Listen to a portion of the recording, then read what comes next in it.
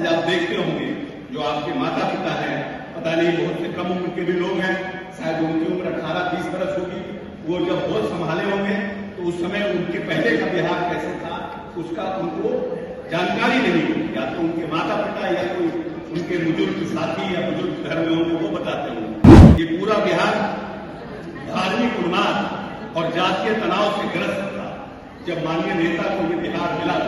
और वो बिहार मात्र 24,000 करोड़ के बजट का बिहार थे और माननीय नेता ने 18 वर्षों में इस बिहार को 2,66,000 करोड़ का बिहार बनाने का 18 वर्षों में काम किया। बिहार के मुख्यमंत्री नीतीश कुमार ने भले ही चुप्पी साध रखी हो, ना वो भाजपा के खिलाफ कुछ बोल रहे हैं, ना वो अपने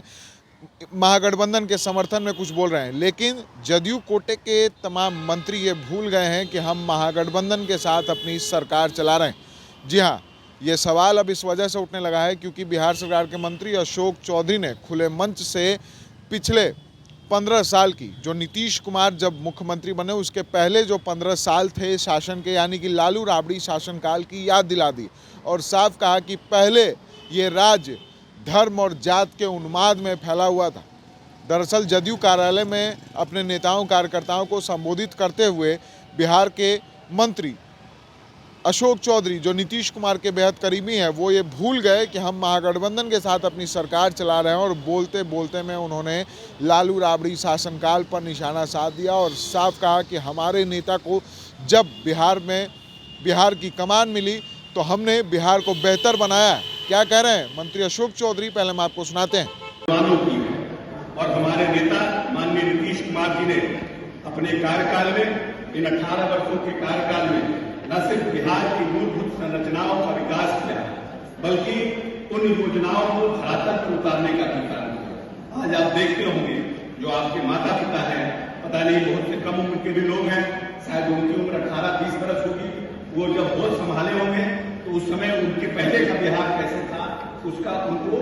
जानकारी नहीं होगी। या तो उनके माता पिता या कोई उनके बुजुर्ग साथी या बुजुर्ग घर में होंगे वो बताते होंगे। ये पूरा बिहार धार्मिक उन्माद और जातीय तनाव से ग्रस्त था जब माननीय नेता को ये बिहार मिला और वो बिहार मात्र 24,000 करोड़ के बजट का बिहार थे और माननीय नेता ने 18 वर्षों में इस बिहार को 2,66,000 करोड़ का बिहार बनाने का 18 वर्षों में काम किया। पूरी पारदर्शिता से, पूरी वित्तीय प्रबंधन के साथ। और जब माननीय नेता 2005 में इस देश के मुख्यमंत्री बने, उन्होंने गांधी मैदान से ऐलान किया। साफ तौर पर आपने सुना कि किस तरह से बिहार सरकार के मंत्री अशोक चौधरी ने लालू राबड़ी शासनकाल पर जमकर निशाना साधा और नीतीश कुमार के शासनकाल की किस तरह से उन्होंने तारीफ की। लेकिन अब ये बड़ा सवाल उठने लगा है कि आखिर महागठबंधन के नेता क्यों अपने सहयोगियों के ही शासनकाल पर सवाल उठाने लगे हैं।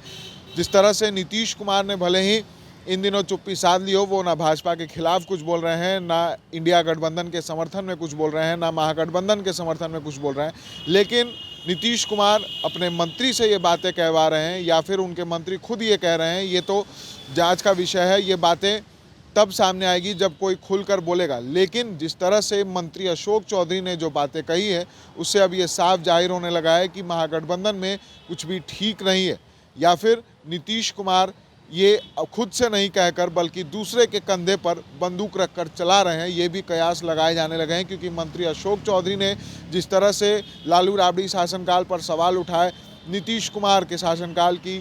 तारीफ की है, तो अब इससे कहीं ना कहीं ये इशारा ज़रूर मिलने लगा है कि महागठबंधन में कुछ भी ठीक नहीं है और नीतीश कुमार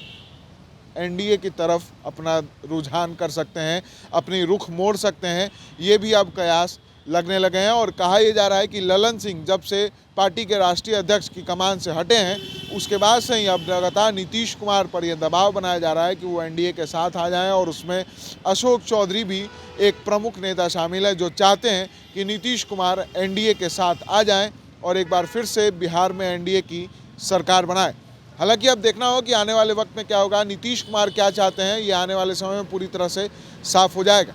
अगर अभी तक आपने हमारे चैनल को लाइक सब्सक्राइब नहीं किया है तो जल्द से जल्द कर ले। फेसबुक पेज को फॉलो करना ना भूले। पटना से NBC 24 के लिए विशाल भारद्वाज की रिपोर्ट।